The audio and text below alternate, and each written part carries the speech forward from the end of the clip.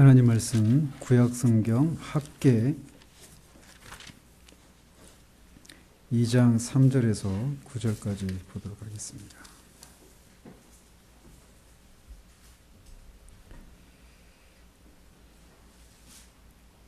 학개 2장 3절에서 9절까지 한 절씩 교독하고 마지막 절은 같이 읽습니다. 너희 가운데 남아있는 자 중에서 이 성전의 이전 영광을 본 자가 누구냐? 이제 이것이 너희에게 어떻게 보이느냐? 이것이 너희 눈에 보잘것없지 아니하냐?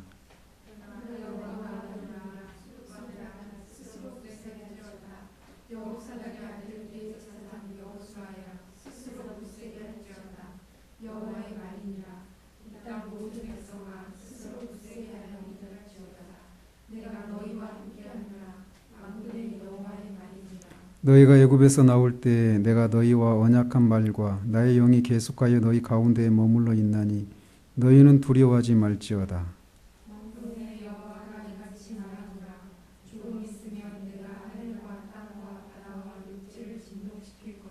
또한 모든 나라를 진동시킬 것이며 모든 나라의 보배가 이르리니 내가 이 성전의 영광이 충만하게 하리라. 만군의 여호와의 말이니라.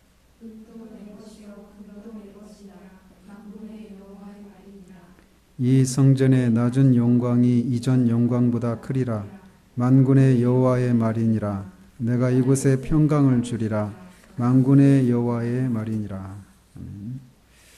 오늘은 구약성경 마지막 부분 학개, 스가랴, 말라기를 같이 살펴보도록 합니다. 이 학개, 스가랴, 말라기는 이스라엘 백성이 바벨론의 포로 생활하고 돌아온 이후에 활동했던 선지자라고 하는 면에서 공통점이 있는 성경입니다. 먼저 학개서를 보면 이 학개서는 학개가 기록했다고 보는 것이 합리적이라고 할 수 있습니다.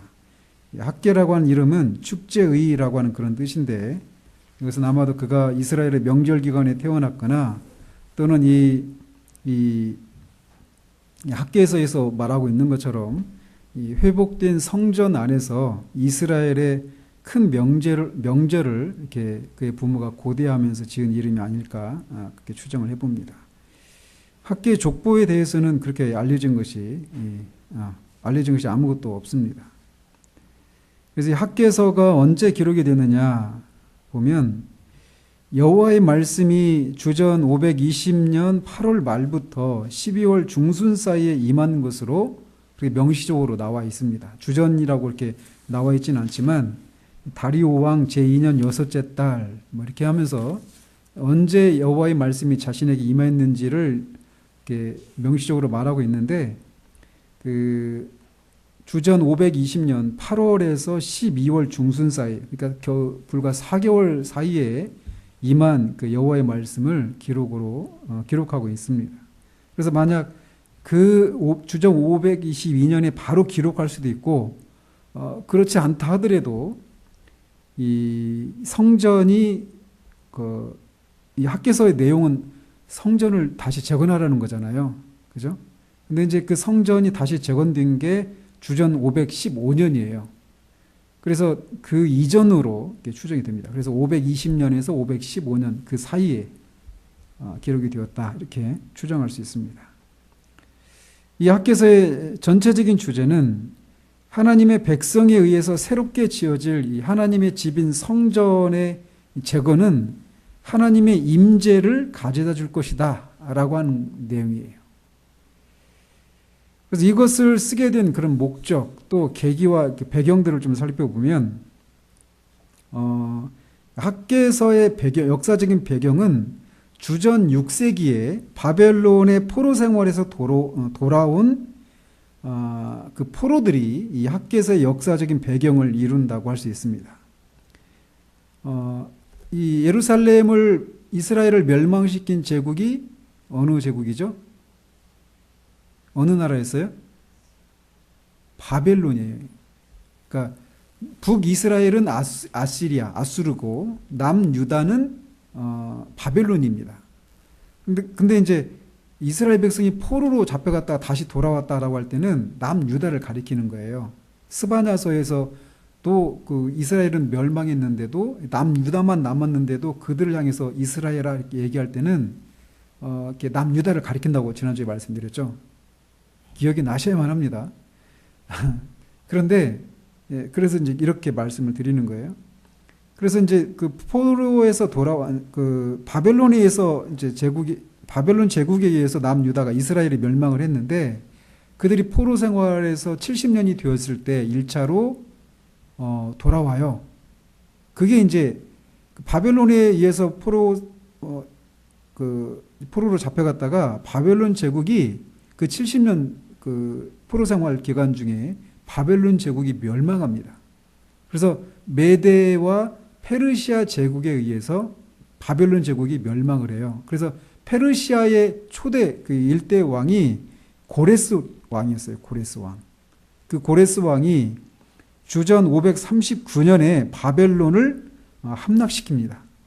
그리고 나서 이 다음 해에 538년에 고레스가 칙령을 내려요. 칙령을 내리는데 이 고레스 왕의 이 정책이 뭐냐면 이 식민 지배 아래 있는 소수 민족들의 종교와 어떤 정치적인 그런 자율성을 어느 정도 보존해 주는 거예요. 그래서 이 포로로 잡혀있던 사람들이 자기들의 고국으로 돌아가서 어느 정도의 자치 생활을 할 수 있도록 해주고 또 종교 활동도 할 수 있도록 이렇게 포용 정책을 펴니다. 이 고레스라고 하는 대왕이. 그래가지고 예루살렘도 유대인들도 성전을 재건할 수 있도록 예루살렘으로 돌아가는 것이 허용이 되었어요. 그렇게 해서 이제 이 예루살렘이 돌아온 목적이 뭐냐면 성전 재건을 위해서 538년에 돌아온 거예요. 1차로. 그랬는데 다음 해부터 공사를 시작했는데 방해가 있습니다. 그래가지고 이게 16년 동안 기초공사는 했는데 성전이 더 완공이 안 되고 16년 동안 방치되는 사태가 일어난 거예요. 그런 시간이 지나니까 그렇게 시간이 지나다가 이 고레스의 손자뻘이죠. 그러니까 그 손자가 아니라 그 고레스 다음 왕인 다리오 왕 때 이제 다시 이 성전 재건을 할 수 있도록 다시 허락이 됩니다. 그래서 그 재건이 다시 허락이 되면서 4년에 걸쳐서 완공이 돼요. 그러니까 포로 생활에서 돌아온 이후로 20년이 지나서야 완공이 된 거예요. 그게 주전 515년입니다. 그런 배경 속에서 그 16년 동안 방치되는 그런 시간 동안 이스라엘 백성들이 성전을 재건하기 위해서 왔는데 그 일이 방해가 일어나서 이렇게 그 일이 진행되지 않으니까 타협을 한 거죠. 그래서 성전 짓는 건 이제 나중 문제가 되어버렸고 일단은 자기들 살 궁리만 하는 거예요. 그런 상황에서 하나님이 학개 선지자와 스가랴 선지자를 보내주셔서 성전 건축을 하라라고 하는 말씀을 하시는 거예요. 그게 이제 그 배경입니다.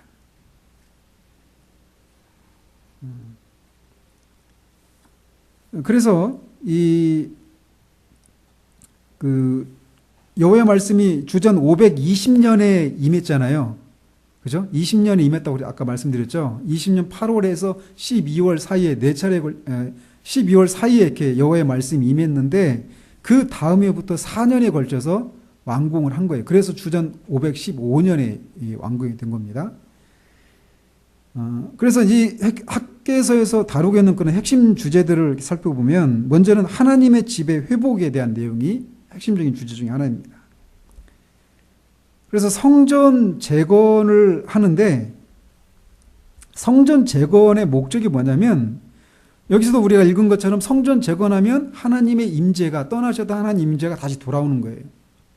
하나님의 임재가 성전 안에 다시 임하신다라고 하는 것은 결국 뭘까요? 궁극적인 목적은 하나님과 하나님의 백성 사이에 끊어졌던 교제가 다시 이어지는 것을 의미하는 거예요.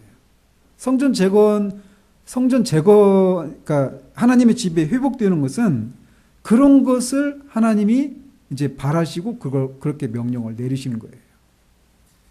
그래서 쇠락해가는 성전은 이 약해져가는 하나님의 백성들 사이에 그 관계를 상징하는 거예요.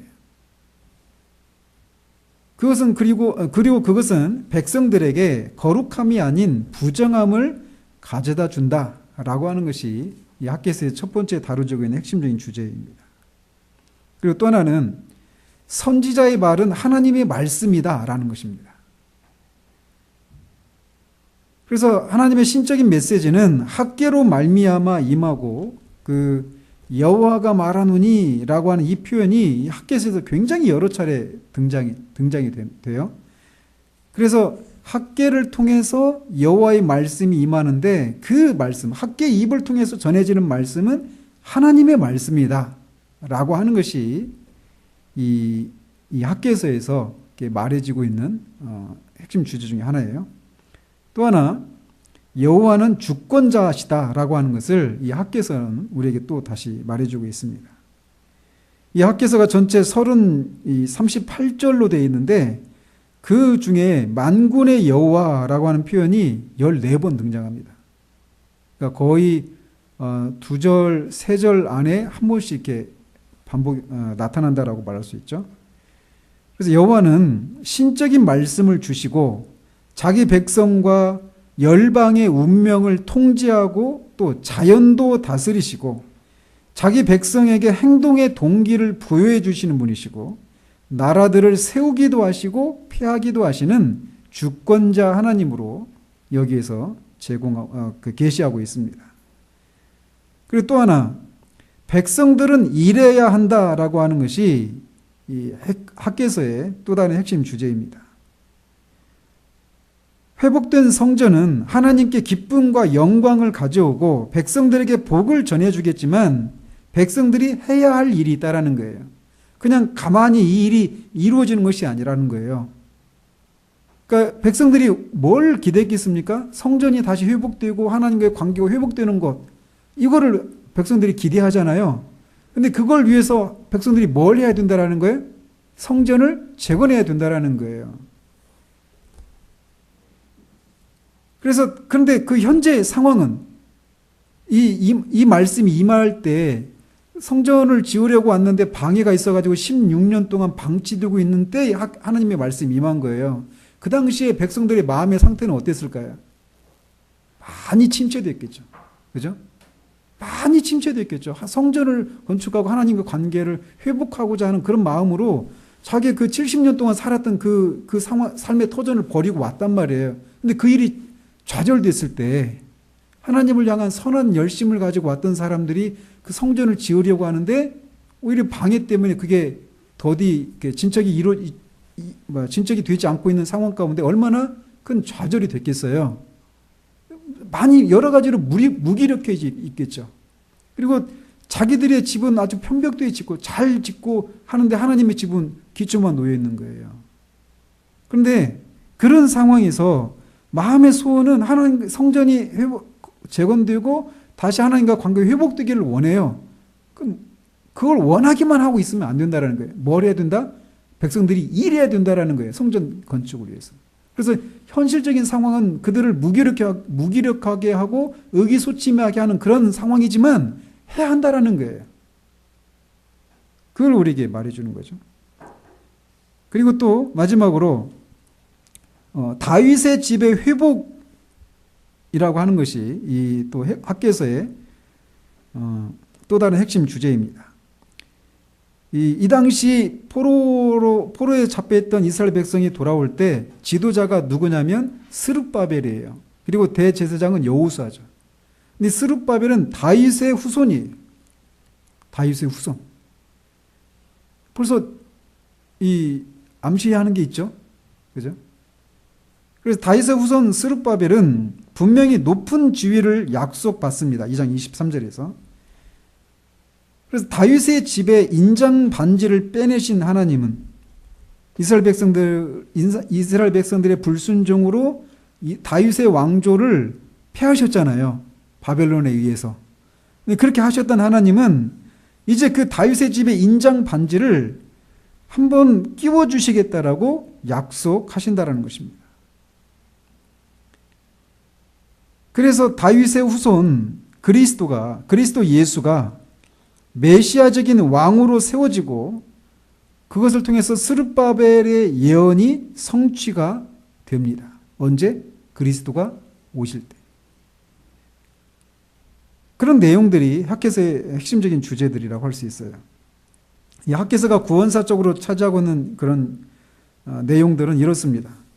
포로기 이후에 하나님은 자기 백성에게 하셨던 약속을 갱신하고 계시고 그들과 함께 하셔서 그들을 통해서 특히 다윗 가문의 메시아를 통해 온 세상에 복을 주시겠다라고 하는 약속을 성취하실 수 있도록 그들에게 성전 재건을 끝낼 것을 요청하고 있어요. 이게 학개서의 학개서가 차지하고 있는 구원사적인 그런 요점이라고 할 수 있습니다. 학개서는 굉장히 짧아요. 2장으로 되어 있어서. 그 다음에 스가랴서를 한번 보도록 하죠. 스가랴서 9장 9절.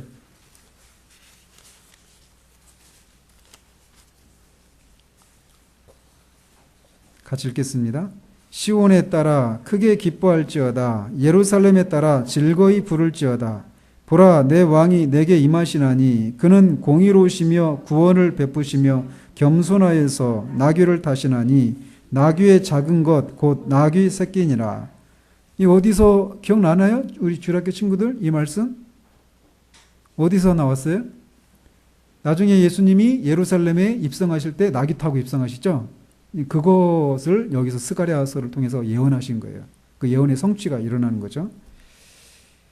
하여튼 이 스가랴서의 저자도 스가랴 선지자인데 그 스가랴 선지자는 제사장이면서 베레기야의 아들이자 이또의 손자였습니다.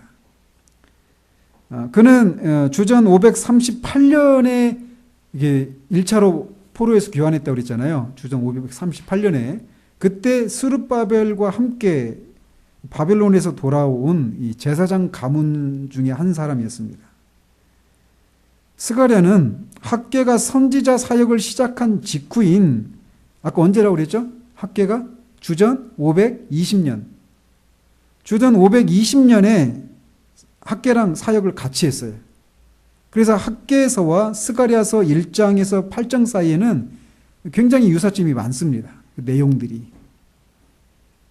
그리고 이 학개도 또 스가랴서도 이 자기들이 신탁을 하나님으로부터 이 말씀을 받은 정확한 날짜를 담고 있는 것도 한 가지 특징이에요.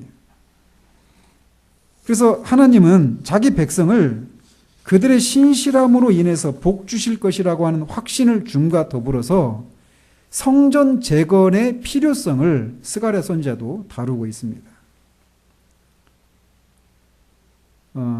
이제 1장에서 8장까지는 학개서하고 좀 유사한데 9장에서 14장 이 마지막 장까지 그 문체와 내용 면에서 보면은 이 1장에서 8장과는 좀 다르고 또 그 뒤에 책인 말라기서와 더 많은 유사점이 있습니다.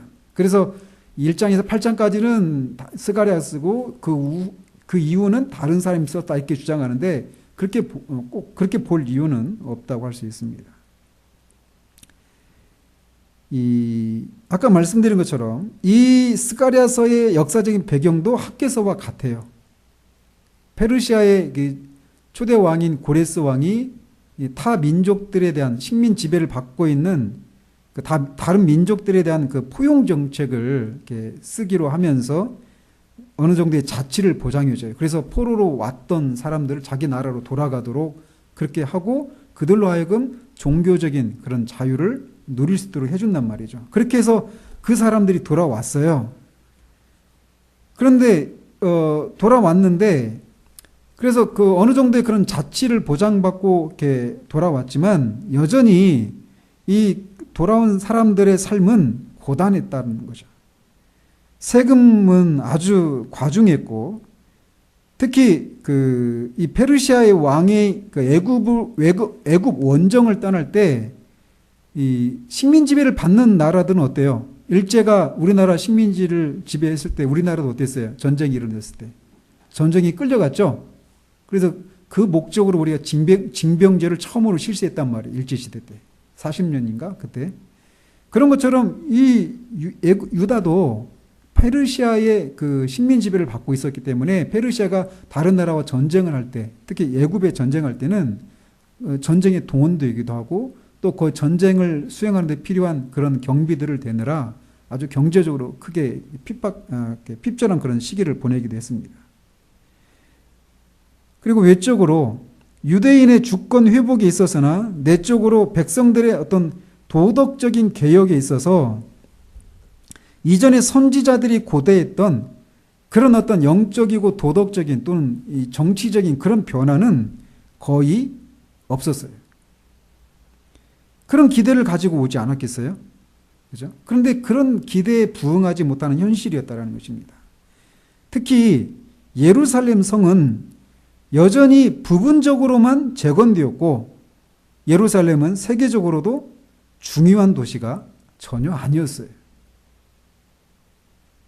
그러니까 내적이고 외적인 그런 상황들 속에서 백성들은 자신들이 살고 있는 그 날들이 자기들이 볼 때는 하나님이 자신들과 함께 하시지 않는 작은 날들처럼 보였어요.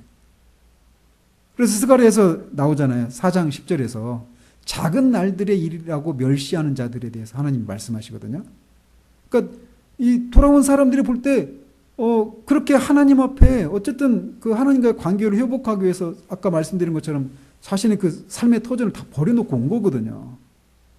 그랬는데 예루살렘 성도 재건되지 않고 또 성전도 재건되지 않고 경제적으로도 세금을 많이 내야 되고 핍박을 받고 있고 주변의 그런 그 나라들에 의해서 멸시를 받고 있는 그런 상황이었단 말이에요. 이걸 좀 확대하면 어때요?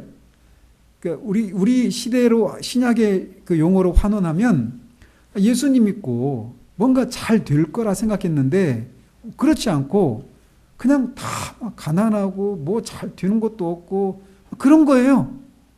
그러니까 이 자기가 그 살고 있는 그 나날들이 하나님이 자기와 함께 하시지 않는 것 같은 그런 생각이 드는 거죠. 그래서 그런 상황들을 작은 날이다 이렇게 부르고 있었던 거예요. 그런 상황이었단 말이죠. 그래서 그런 상황에서 하나님을 향해서 어떤 순종을 하는 거 이런 것들이 다 쓸데없는 것이다. 이런 생각들이 지배적인 생각들이었던 거죠. 그러니까 그들이 추구했던 게 뭘까요? 그러니까 하나님이 우리와 함께 하시는 것 같지도 않고 또 그런 상황에서 하나님께 막 순종하는 것도 아무 쓸데없는 것 같고 그러면 뭐를 돌아보겠어요? 다 자기들의 삶을 돌아보겠죠. 자기들의 삶을 돌아보는 것이 아주 실용적인 생각이었어요. 합리적인 생각이었죠. 스가랴가 활동했던 상황이 그런 상황이었어요. 학계도 마찬가지고 동시대 사람이었으니까. 그런데 스가랴가 말해준 게 뭐냐면 그 백성들은 하나님이 우리를 돌아보시지 않는 것 같은 작은 날들이라고 여겨졌는데 그렇지가 않다라는 거예요. 청중들의 눈에는 그게 가려져 있지만 하나님의 사절들 막 뭘 든 사람 막 그 천사들 있잖아요. 그죠? 그 먹주를 든 천사들 이런 보면은 그런 천사들이 작은 날들이라고 생각했던 그 사람들의 삶을 다 지켜보고 있었다라는 거예요. 그리고 때가 되면 여호와 하나님이 우주를 재정돈하기 위해서 행동하실 것이라고 하는 사실들을 상기시킴으로써 백성들 사이에 젖어져 있는 그런 낙심의 문제들을 해결하는 것이죠. 이거 어때요? 스가랴서가 멀리 있는 얘기가 아니죠. 우리도 그렇게 되기 쉽잖아요. 그죠? 하나님을 위해서 선한 그런 열심을 내려고 뭔가 하나님을 위해서 어떤 대가를 치르고 막 왔는데 그 기대에 부응하지 않고 영적으로도 어떤 경제적으로도 육체적으로 모든 게 다 반대로 되어가는 그런 상황. 그럴 때 우리가 신앙에 대한 열심이 사라지고 어쨌든 내가 내 스스로 내 삶을 도모하려고 하는 그런 것을 하지 않겠어요? 그런데 그렇지 않다라는 거예요. 하나님이 보고 계시지 않는 게 아니라 하나님이 다 보고 계시다라는 거예요. 지금도 마찬가지. 근데 우리의 느낌은 우리가 보여지는 현실은 하나님이 보고 계시지 않는 것 같아요. 근데 그렇지 않다라는 겁니다. 작은 날들이 없다라는 거예요.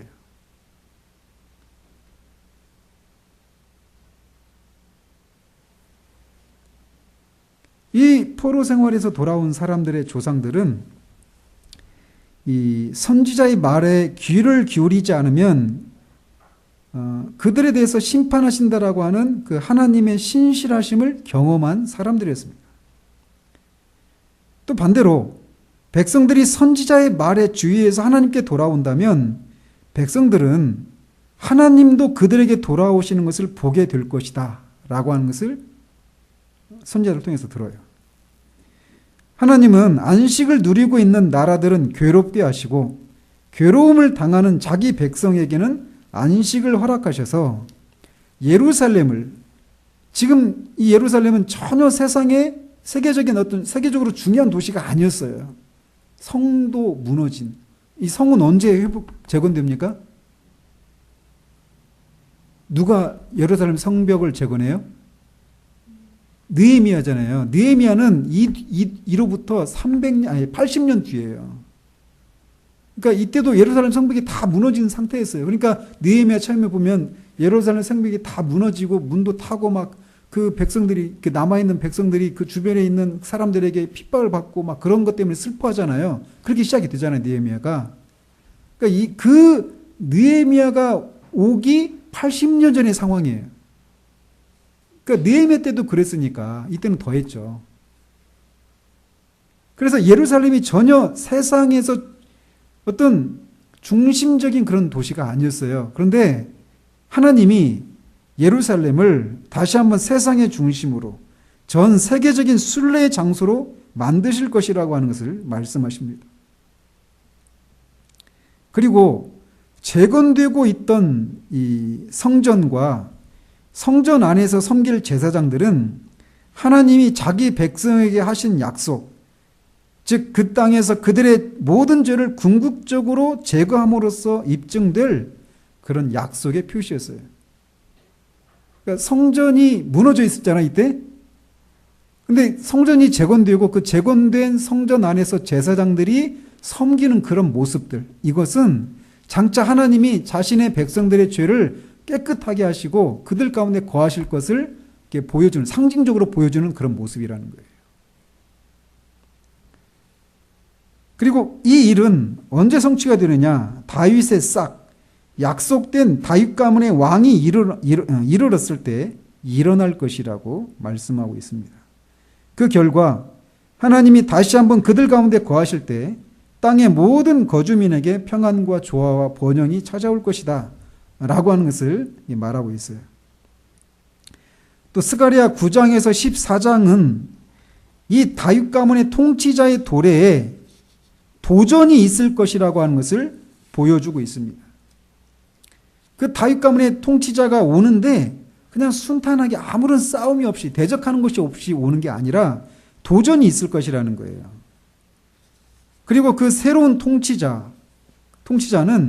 지금 현재의 그 통치자들과 같지 않게 의롭고 겸손하고 구원을 가져올 통치자로 예루살렘에 임할 것이다라고 하는 것을 예언하고 있습니다. 근데 예수 그리스도를 가리키는 거죠. 그리고 그 통치자는 양떼를 희생시켜가면서 자기 배만 불리는 목자들과 대조적으로 양떼를 돌보고 먹일 선한 목자다라고 하는 것을 말해주고 있어요. 그리고 그는 양떼의 모든 죄악을 깨끗하게 하실 것이다 라고 하는 것을 말해주고 있습니다.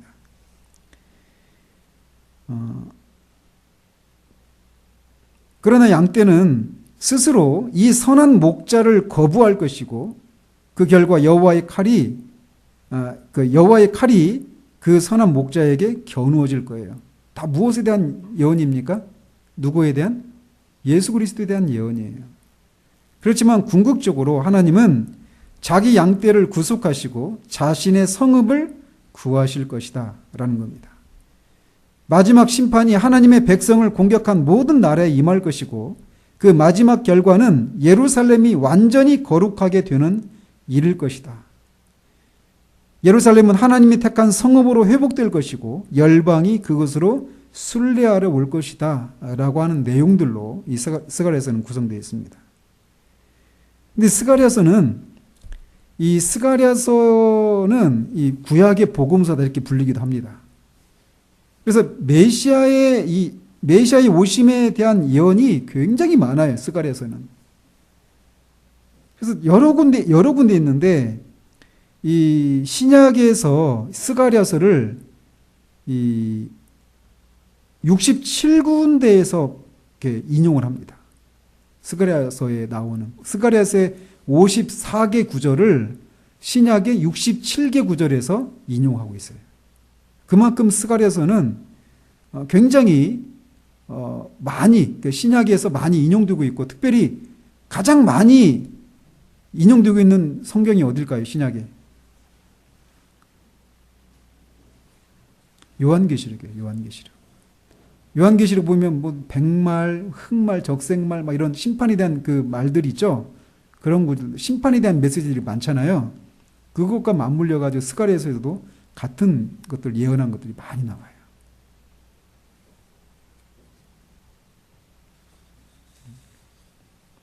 그래서 구현사적으로 이 스가랴서가 어떤 의미가 있느냐면 포로의 공포 이후에 하나님은 유다를 자신의 소중한 백성으로 회복시키시겠다는 약속을 새롭게 하십니다.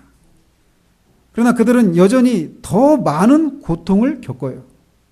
회복시키시겠다고 했는데 더 많은 고통을 겪는다는 것입니다. 그렇지만 결국 하나님은 이방의 압제자들을 심판하실 것이고 유다는 온 세상을 다스리며 세상을 참 하나님을 예배하도록 인도할 메시아를 낳을 것이다 라고 하는 것이 구원사적으로 가지고 있는 그런 의미입니다.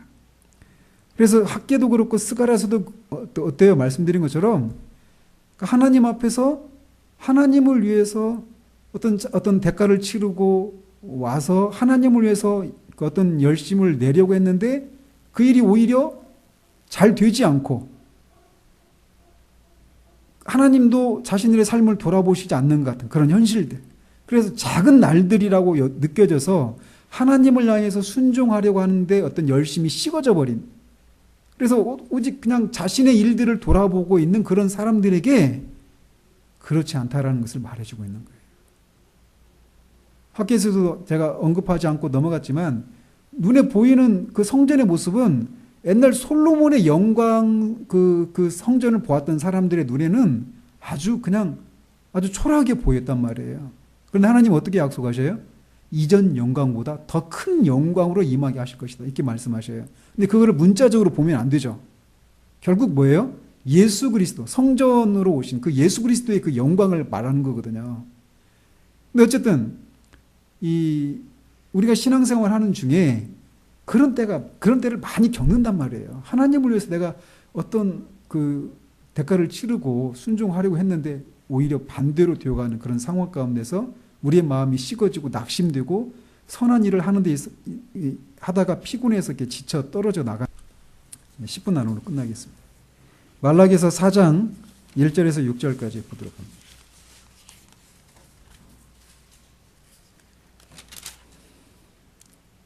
한 절씩 교독합니다. 만군의 여호와가 이르노라 보라 용광로 불같은 날이 이르리니 교만한 자와 악을 행하는 자는 다 지푸라기 같을 것이라.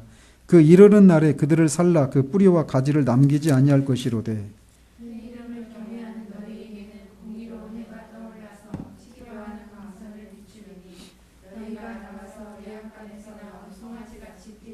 또 너희가 악인을 밟을 것이니 그들이 내가 정한 날에 너희 발바닥 밑에 재와 같으리라. 만군의 여호와의 말이니라.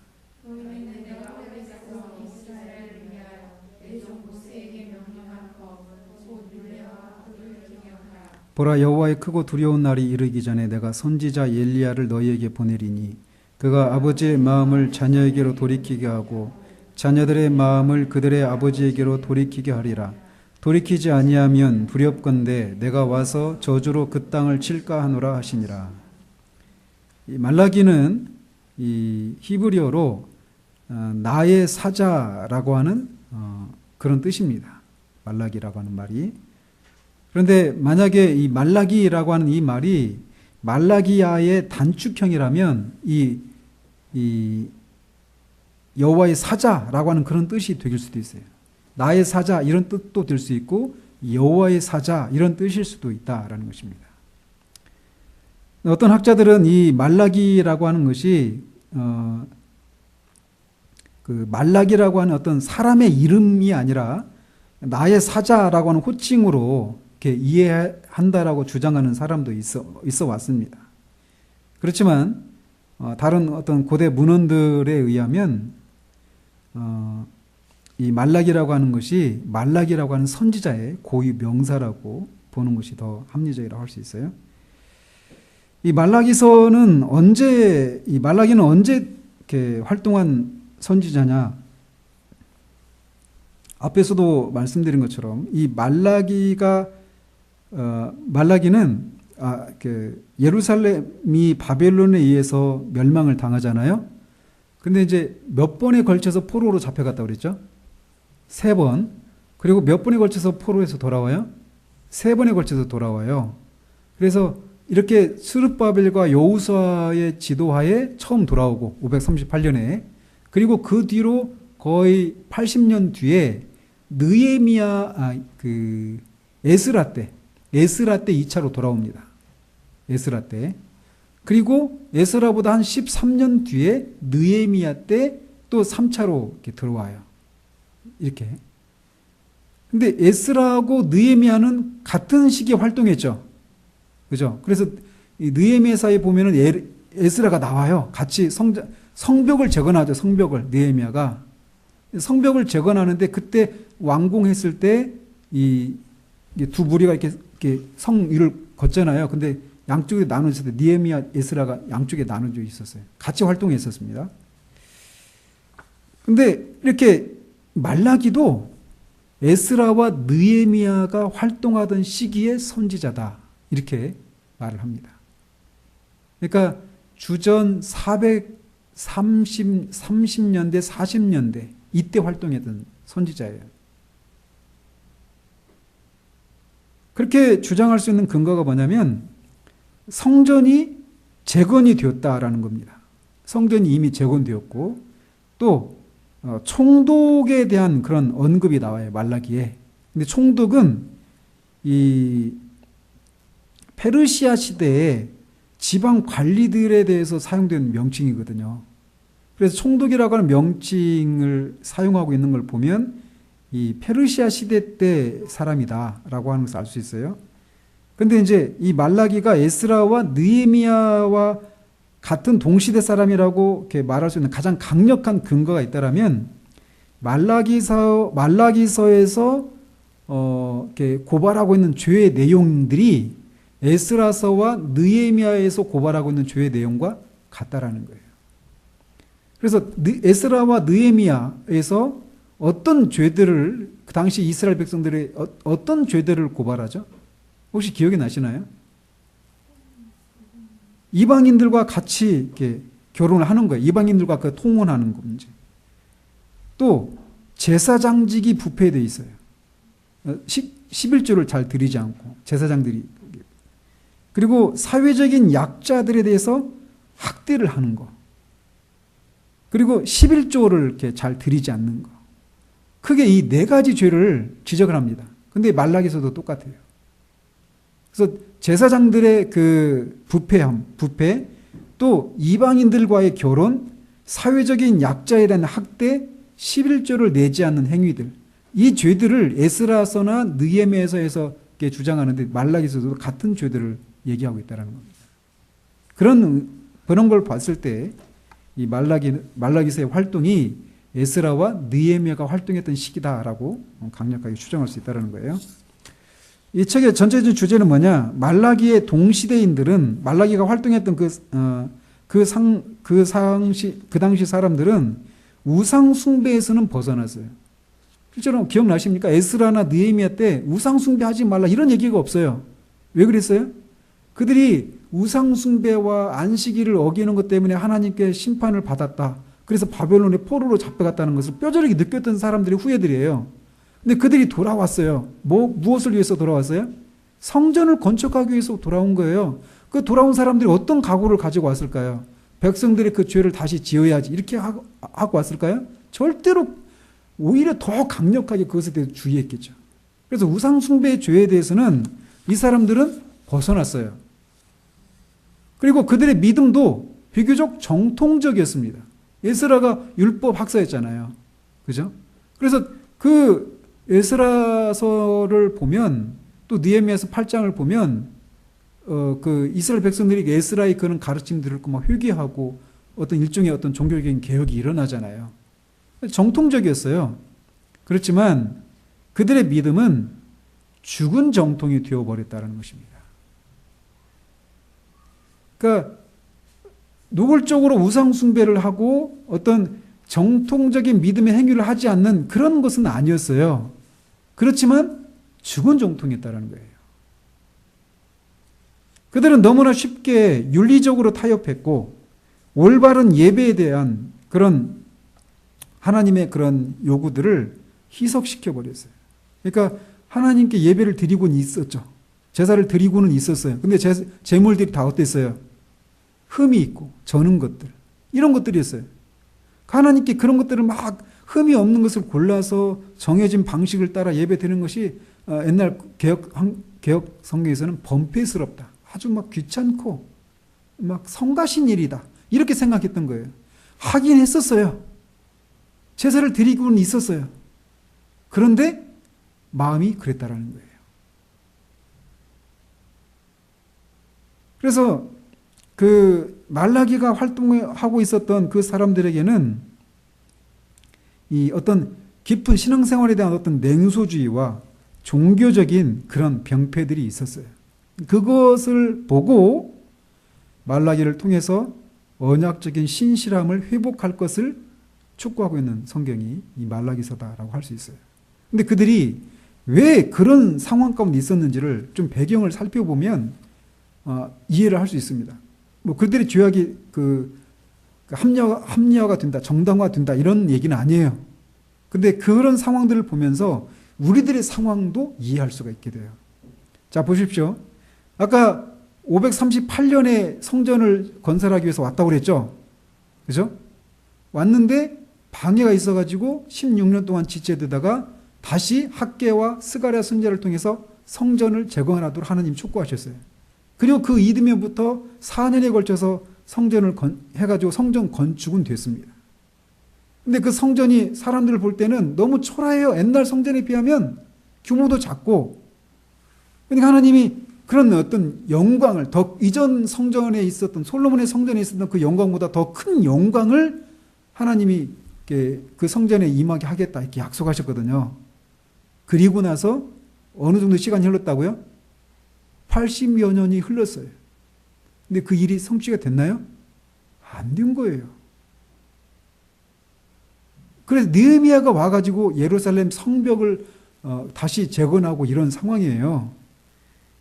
그러니까 그리고 아까 어땠어요? 스가랴서도 예루살렘이 눈에 보일 때는 세계 중심적인 도시도 아니고 아주 그냥 변방이 아주 망한 도시였어요. 근데 하나님이 스가랴를 통해서 다시 회복시키겠다. 그래서 예루살렘이 다시 세계 중심적인 도시가 되게 하고 많은 사람들의 순례객이 찾아오는 그런 도시가 되게 하겠다. 약속하셨죠? 그리고 아무것도 돌아보지 않는 것 같은 그런 날들이라고 생각해서 그들이 뭐라고 불렀어요? 그런 날들을 작은 날들이라 이렇게 불렀단 말이에요. 근데 하나님이 스가랴 선지자를 통해서 뭐라고 말씀하셨어요? 그렇지 않다. 내가 내 사자들을 통해서 너희들의 그 모든 것들을 다 지켜보고 있다. 하나님 앞에 작은 날들 없다.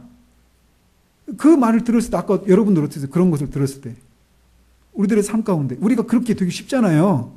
근데 그런 말을 들었을 때 어땠어요? 마음에 그런 은혜가 있죠. 감동이 있죠. 근데 그들에게 있었어요. 그랬는데 실제로 그 일이 이루어졌는가? 80여 년이 흘렀지만 여전히 안 이루어지고 있는 거예요. 그런 약속을 받았는데도 안 이루어지는 거예요. 그럼 어떻게 될까요? 사람들의 마음이. 좌절하는 거예요. 그러니까 여전히 그런 약속들을 주셨지만 여전히 느헤미야서를 보세요. 그 사람들이 다 막 그 세금 내느라고 자기 밭도 다 팔고 심지어는 자기 자녀들이 노예로 팔리고 막 이런 상황이었잖아요. 느헤미야가 성벽 재건할 때. 말라기 때도 그 시대예요. 그 시대. 근데 스가랴서 또 스가랴 학계 이런 선지자를 통해서 그런 영광을 회복시킬 거라고 약속을 해 주셨는데 그런 일이 안 일어나는 거예요. 오히려 경제적인 궁핍이 있고 오래 이 가뭄이 오랫동안 지속되면서 흉작이 있고 전염병이 막 돌고 있는 상황이에요. 그러니 이런 일들을 우리가 겪는다고 생각해 보세요. 어떻게 되겠어요? 깊은 회의에 빠지겠죠. 그죠? 깊은 회의에 빠지는 거예요. 유다는 여전히 그 포로 귀환 이후에도 유다는 아주 작은 도시, 거의 무시할 만한 그런 것에 불과했습니다. 그리고 아까 말씀드린 것처럼 종교적인 관용과 어떤 제한된 그런 자치를 보장받았지만 여전히 외세에 의해서 굴종을 해야 되는 그런 뼈저린 현실들 속에 있었어요. 주변의 나라들의 끊임없는 적대에 시달리고 있었어요. 그리고 설상가상으로 스가랴서에서 오실 메시아와 하나님 자신의 영광스러운 임재에 대한 약속에도 불구하고 당시 이스라엘은 영적인 궁핍만 경험했습니다.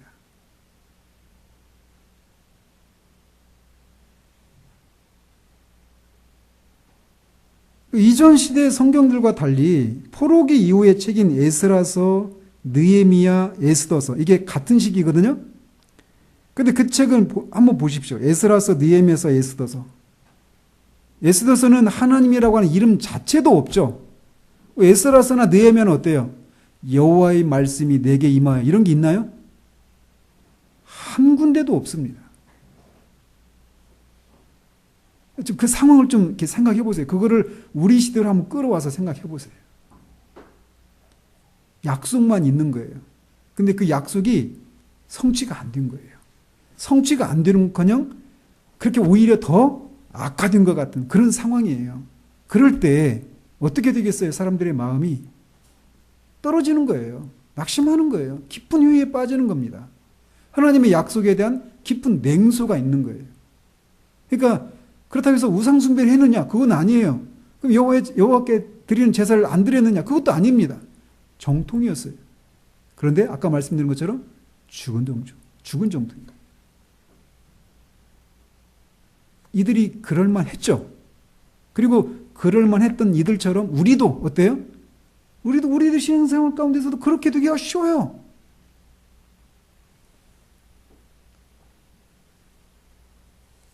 그래서 이 포로기 이후에 그 약속한 것과는 달리 예언된 것과는 달리 이 성전은 물리적으로나 영적으로 모두 열등했어요.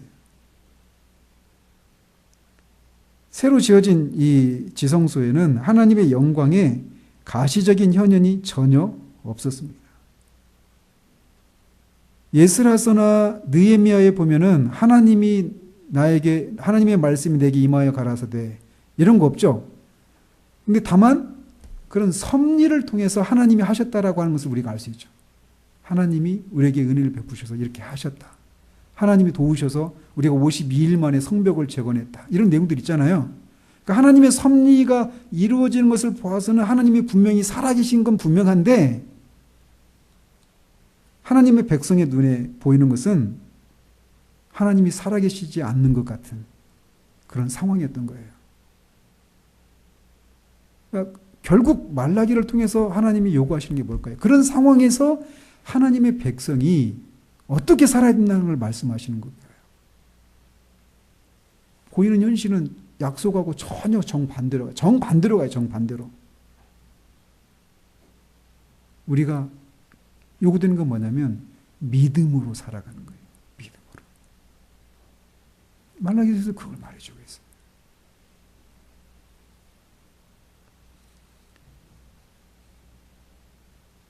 그래서 이 잠언에도 그러잖아요. 묵시가 없으면 백성이 방자하기 쉽다. 이런 말씀 하잖아요. 실제 그렇습니다. 하나님의 말씀이 내게 막 느껴지지 않고 감각되지 않고 충만하지 않고 보이는 현실은 정반대로 가고 그럴 때 우리의 마음이 무너지기 쉬워요. 방자해지기 쉽고 하나님을 향한 그런 영적인 생활들에 대한 깊은 회의와 냉소주의에 빠지기 쉽다고요. 근데 우리에게 요구되는 건 믿음이라는 겁니다. 믿음.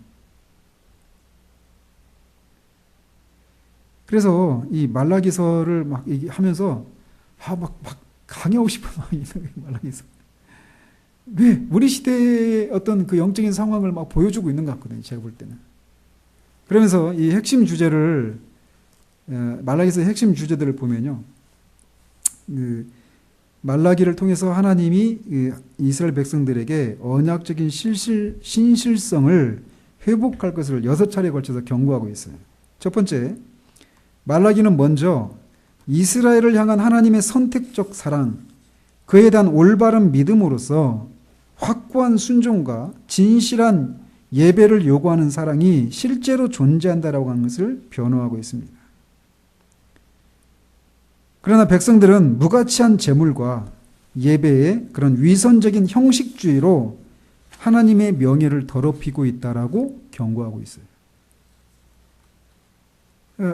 이 말라기가 그런 거예요. 하나님이 우리를 사랑하신다는 증거가 뭡니까? 이런 회의가 있는 거예요. 이 말라기 당시에 이스라엘 백성들에게 아까 말씀드린 가뭄, 그런 그 경제적인 궁핍들, 외적의 그런 시달림들, 성전은 초라하고 약속하신 그런 하나님의 임재는 없고 우리가 하나님의 사랑을 받는 증거가 뭡니까? 우리들이 던지는 질문 아니에요? 곤관 때? 그럴 때 우리에게 요구되는 게 믿음이라는 거예요. 믿음. 두 번째로 말라기는 이런 죄악들을 폭로하면서 그런 죄를 용납하여 하나님이 레위 족속과 맺은 언약을 어긴 제사장들을 책망하고 있습니다. 또 세 번째로 말라기는 우상 숭배자와의 결혼을 이스라엘이 하나님과 맺은 언약에 대한 배신으로 정죄하고 있고 독단적인 이혼을 여호와께서 증인이 되시는 남편과 아내와의 결혼 언약에 대한 배신으로 정죄하고 있습니다. 네 번째 경고는 말라기는 여호와가 자신의 정당함을 변호하실 것이라고 약속하면서 고발의 범위를 확대하고 있습니다. 이 일은 언약의 사자가 악인들을 심판하러 오시며 자기 백성의 재물이 마침내 받아들여지도록 자기 백성을 정결하게 하러 오실 때 일어날 것이다라고 말하고 있습니다. 다섯 번째로 말라기는 이스라엘의 재물에 대한 인색한 태도라는 주제로 돌아갑니다.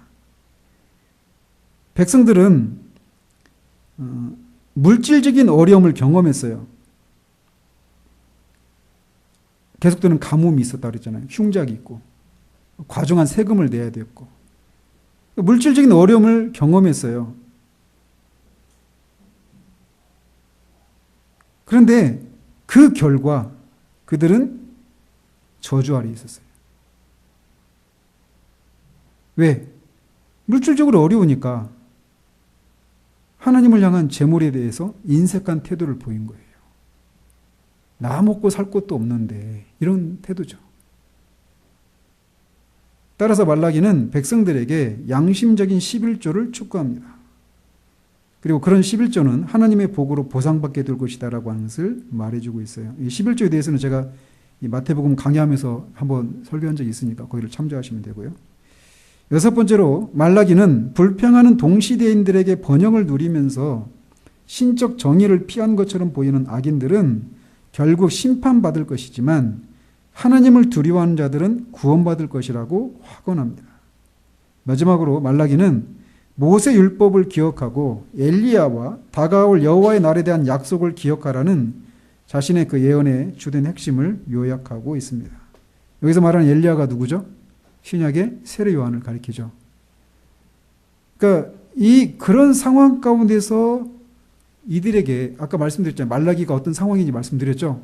도덕적으로, 경제적으로, 영적으로 어떤 상황이었는지 그런 상황에서 그들이 정통이긴 했지만 하나님을 향해서 마땅히 드려야 될 그런 마음의 태도들을 가지고 드리지 못했던 거예요. 그게 가장 잘 두드러지게 드러나는 행위들이 뭐예요? 여호와의 제물이 흠이 있는 것들을 드리는 거예요. 그리고 11조도 안 드리는 거예요. 11조를 드려야 여호와를 섬기는 이 레위 지파 사람들, 제사장들이 그 일에만 전념할 수 있단 말이에요. 근데 그 일이 안 이루어지는 거죠. 그것 때문에. 근데 그렇게 그 가시적으로 그런 상황이었어요. 그런 상황. 제가 지금 무슨 말씀을 드리다가 잊어버렸어요, 지금. 근데 이 말라기 당시에 이 이스라엘 백성들이 이 처했던 그 상황들이 우리가 정말 하나님과의 그런 관계 속에서 이 약속한 것들, 하나님의 말씀과 반대되는 상황으로 우리의 삶이 전개될 때 우리도 우리 안에서 일어나는 그런 것들이라는 거예요. 근데 그때 요구되는 게 뭐라고요? 믿음이란 말이에요. 믿음. 믿음으로 살아가야 돼요. 근데 그 마지막에 스가랴서도 마찬가지고 학개도 스가랴도 마찬가지고 말라기도 마찬가지고 항상 그 뭐를 가리키고 있어요? 그리스도 메시아의 오심을 바라보도록 가리키고 있어요. 말씀드리고 싶은 건 뭐냐? 우리도 그렇게 믿음으로 살아가야 돼요. 근데 이를테면 이 말라기 당시의 사람들이 하나님이 우리를 사랑하신다는 증거가 뭡니까? 우리를 사랑하신다면 어떻게 이럴 수 있습니까? 이거잖아요. 우리도 그런 질문 던질 수 있잖아요. 그것에 대한 증거가 뭐예요? 그럼 들어올 때 우리 믿음으로 행해야 되는데 하나님이 정말 선하신 분이시고 우리를 사랑하신다라고 하는 것에 대한 증거가 뭐냐고요? 뭘 봐야 돼요? 계속해서 그리스도를 가리키잖아요. 그리스도. 우리가 바라봐야 될 게 그런 거예요. 십자가에서 하나님의 아들이 죽으셨다. 그것보다 하나님 우리를 사랑하신다고 하는 강력한 증거가 어디 있냐라는 거죠. 그래서 보이는 현실은, 느껴지는 마음은 반대로 가는데 그런 속에서 찾아오는 어떤 종교적인 냉소주의, 이런 회의들, 이런 것들을 떨치고 하나님 법에 순종해야 되는 거예요. 우리에게 요구되는 거예요. 저는 우리 시대에 필요한 말씀이 저는 그런 면에서 말라기 같아요. 아까 점심시간에 하고 싶었던 얘기가 사실 이거예요.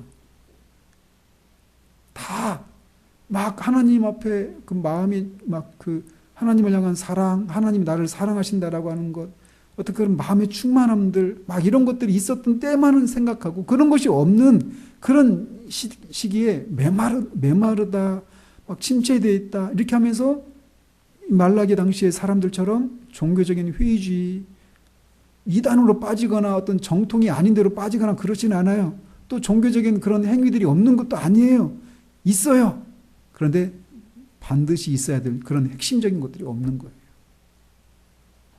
그런 우리들에게 정말 필요한 말씀이 말라기에서다. 이런 생각이 준비하면서 더 많이 들더라고요. 마지막으로 구원사적으로 하나님은 강제 추방을 통해서 자기 백성을 혹독하게 징계하셨지만 여전히 자신의 이름이 이방인들 가운데 존귀하게 여김받기를 원하십니다. 하나님이 자신의 이름을 이방인들에게 전하기 위해서 택하신 수단은 하나님을 신실하게 사랑하는 하나님의 백성이에요. 하나님을 신실하게 그래서 이스라엘의 언약에 대한 헌신을 새롭게 할 때라는 거예요. 근데 하나님을 향한 하나님을 신실하게 사랑해야 되는데 그 사랑이 그냥 자연스럽게 되느냐고요. 그러니까 하나님을 사랑하는 게 너무 자연스럽고 너무나 당연하게 보이는 현실이냐고요. 이 말라기 당시의 사람들이. 아니란 말이에요.